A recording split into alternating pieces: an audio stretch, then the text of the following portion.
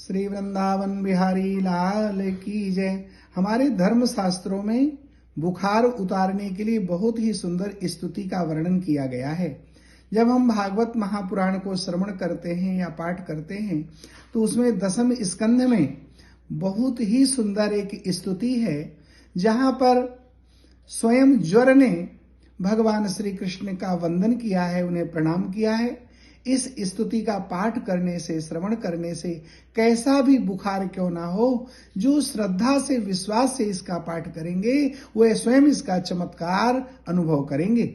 अपने सामने एक कटोरी में जल लेकर के बैठें और इस पाठ को आरंभ करें।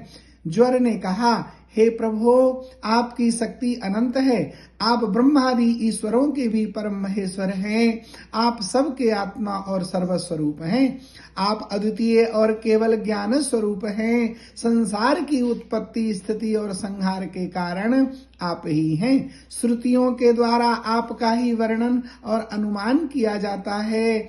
आप समस्त विकारों से रहित स्वयं ब्रह्म हैं। मैं आपको प्रणाम करता हूँ, बारंबार प्रणाम करता हूँ।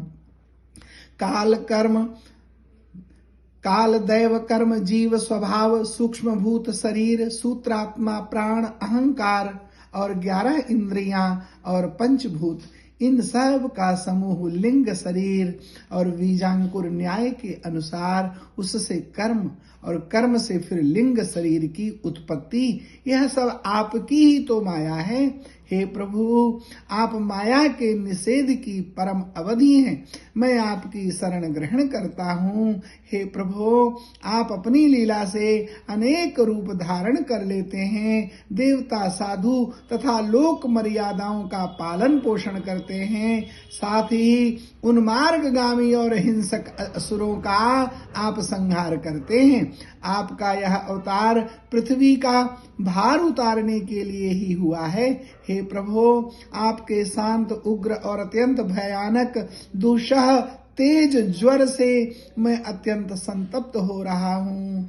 हे भगवान, देहधारी जीवों को तभी तक ताप और संताप रहता है जब तक वे आशा के फंदों में फंसे रहने के कारण आपके चरण कमलों की शरण ग्रहण नहीं करते।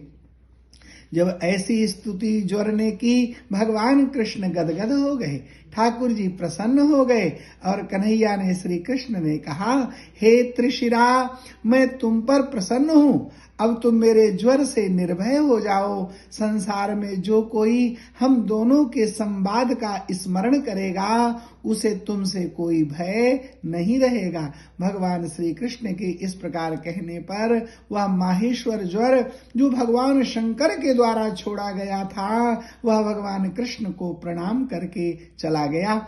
इस स्तुति का जो नित्य पाठ करेंगे, दीपावली की रात्रि में, होली की रात्रि में 108 बार पाठ करके इसको सिद्ध कर लेना चाहिए। उसके बाद यदि आप एक बार भी नित्य पाठ करेंगे, सामने कटोरी में गंगा जल रखें या सादा जल रखें और जब पाठ पूरा हो जाए तो बुखारग्रस्त प्राणी को उस जल को पिला दें। स्वयं देखेंगे कैसा भी बुखार क्यों ना हो, वह शांत हो जाएगा।